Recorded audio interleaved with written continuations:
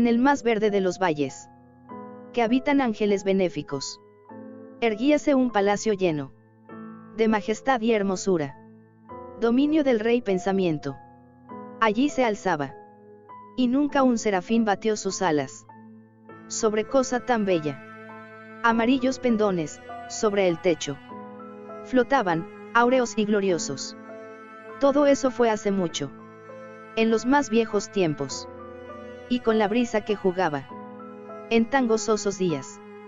Por las almenas se expandía una fragancia alada, y los que erraban en el valle, por dos ventanas luminosas, a los espíritus veían danzar al ritmo de laudes, en torno al trono donde, por Firogéneto, envuelto en merecida pompa, sentábase el señor del reino, y de rubíes y de perlas era la puerta del palacio, de donde como un río fluían centelleando los ecos, de gentil tarea, la de cantar con altas voces, el genio y el ingenio de su rey soberano.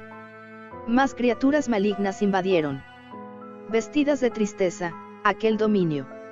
Ah, duelo y luto. Nunca más nacerá otra alborada. Y en torno del palacio, la hermosura que antaño florecía entre rubores, es solo una olvidada historia, sepulta en viejos tiempos.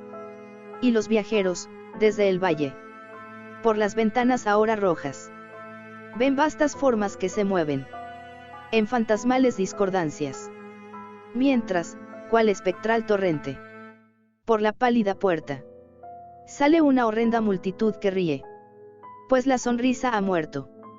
Recuerdo bien que las sugestiones nacidas de esta balada nos lanzaron a una corriente de pensamientos donde se manifestó una opinión de Ascher que menciono, no por su novedad, pues otros hombres han pensado así, sino para explicar la obstinación con que la defendió. En líneas generales afirmaba la sensibilidad de todos los seres vegetales. Pero en su desordenada fantasía la idea había asumido un carácter más audaz e invadía, bajo ciertas condiciones, el reino de lo inorgánico. Me faltan palabras para expresar todo el alcance, o el vehemente abandono de su persuasión. La creencia, sin embargo, se vinculaba, como ya lo he insinuado, con las piedras grises de la casa de sus antepasados. Las condiciones de la sensibilidad habían sido satisfechas, imaginaba él, por el método de colocación de esas piedras, por el orden en que estaban dispuestas, así como por los numerosos hongos que las cubrían y los marchitos árboles circundantes, pero, sobre todo, por la prolongación inmodificada de este orden y su duplicación en las quietas aguas del estanque. Su evidencia, la evidencia de esa sensibilidad, podía comprobarse, dijo, y al oírlo me estremecí, en la gradual pero segura condensación de una atmósfera propia en torno a las aguas y a los muros.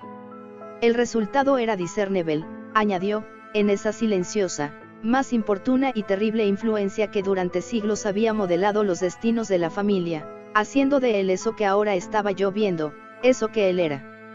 Tales opiniones no necesitan comentario, y no haré ninguno.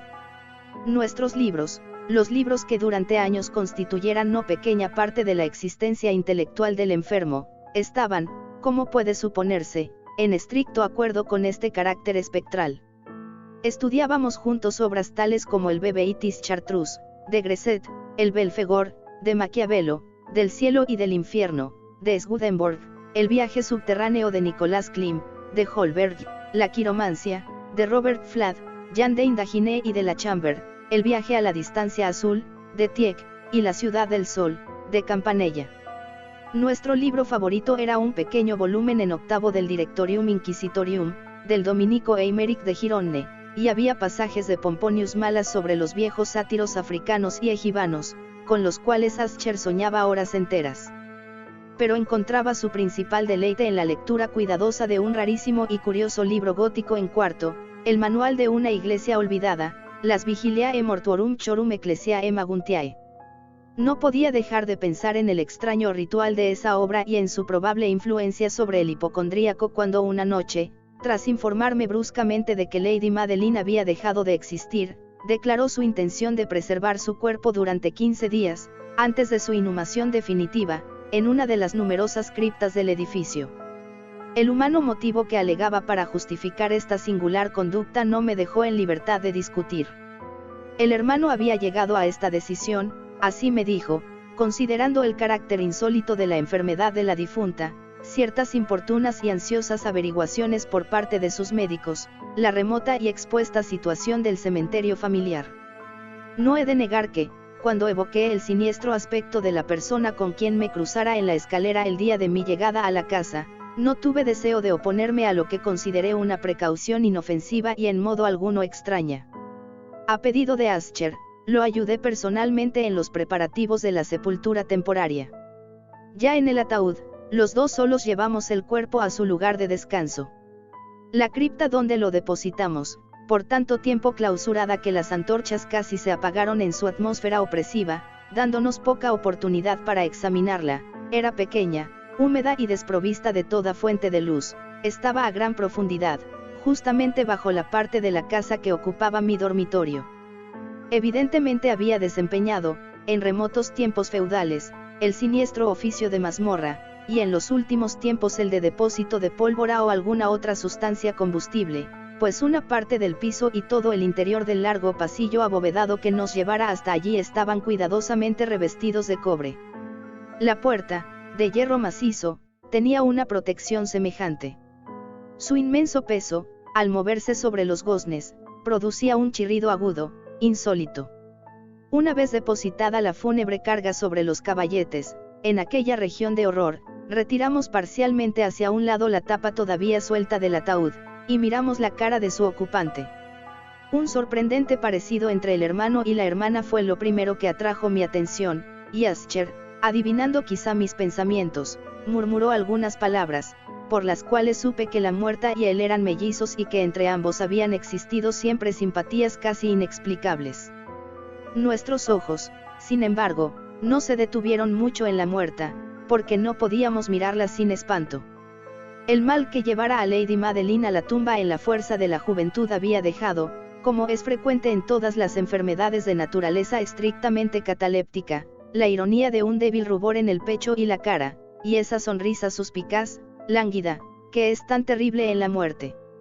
Volvimos la tapa a su sitio, la atornillamos y, asegurada la puerta de hierro, emprendimos camino, con fatiga, hacia los aposentos apenas menos lúgubres de la parte superior de la casa.